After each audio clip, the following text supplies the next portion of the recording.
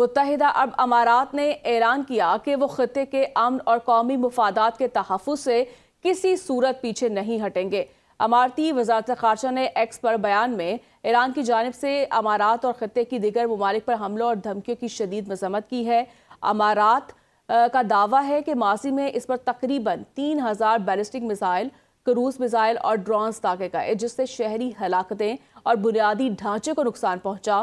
You اے ای نے ان حملوں کو خود مختاری کی خلاف ورزی قرار دیتے ہوئے کہا کہ وہ شہری اور تنصیبات کے تحفظ کے لیے تمام دفاعی، قانونی، سفارتی اور فوجی حقوق استعمال کرے گا اور کسی بھی دباؤ یا منفی پروپیگنڈے سے اپنا موقف تبدیل نہیں کرے گا۔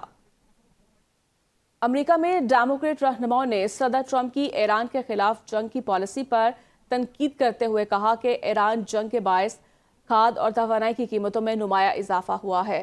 سینیٹر ٹیمی بلڈون نے سوشل میڈیا پر پلیٹ فارم ایکس پر بیان میں کہا، صدر ٹرمپ کی ایران میں چھیڑی گئی جنگ نے کسانوں کے لیے کھاد اور گیس کی قیمتوں کو آسمان پر پہنچا دیا ہے۔ سینٹ انٹیلیجنس کمیٹی کے چیئرمین مارک وارنر نے کہا کہ یہ جنگ لوگوں کے لیے زندگی گزارنا مزید مشکل بنا رہی ہے۔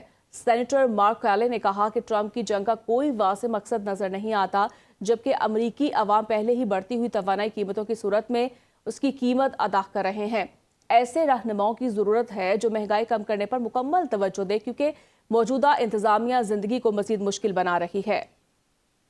امریکی صدر ڈونلڈ ٹرمپ دورہ چین مکمل کرنے کے بعد واپس وائٹ ہاؤس پہنچ گئے۔ چین روانگی سے قبل میڈیا سے گفتگو میں امریکی صدر نے ایران تنازع پر لچک دکھانے کا عندیہ دے دیا۔ کہا، ایران 20 سال کے لیے جوہری پروگرام معطل کرے تو بات چیت کے لیے تیار ہیں۔ ہم نے ایران کے جوہری پروگرام کو تہس نہس کر دیا ہے۔ کوشش ہوگی نیوکلیر ڈسٹ کو ایران سے نکالے۔ ایران کے ساتھ جنگ بندی مختلف ممالک کی جانب سے انہوں نے درخواست بھی کی ہے۔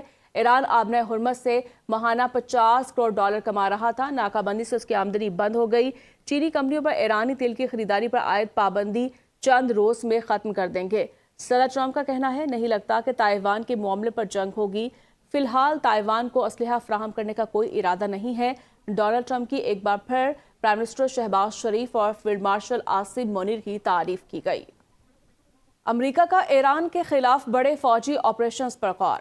واشنگٹن ایران کے خلاف مزید فوجی اقدامات پر غور کر رہا ہے۔ نیو یارک ٹائمز کی رپورٹ کے مطابق فضائی حملے، خصوصی فورسز کی کارروائیاں اور اہم تنصیبات پر حملے شامل ہیں۔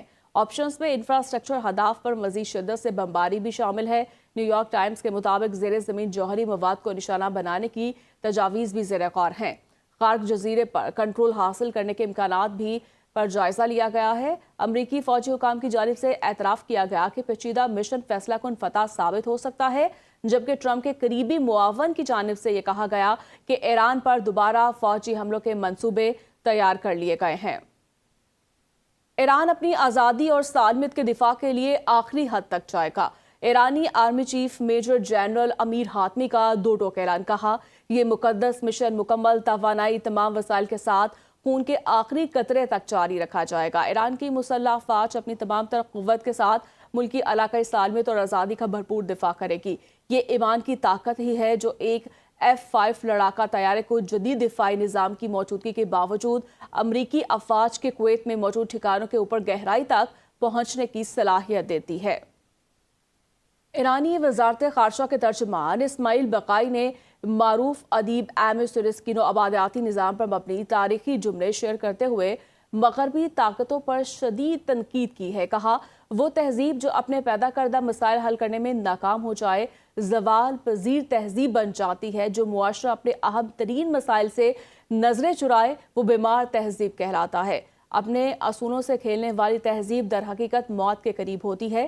ایرانی ترجمان نے بالواسطہ طور پر مغربی پالیسیوں، نوآبادیاتی سوچ اور عالمی منافقت کو تنقید کا نشانہ بناتے ہوئے کہا کہ دنیا اب ایسی منافقت کو قبول کرنے کے لیے تیار نہیں۔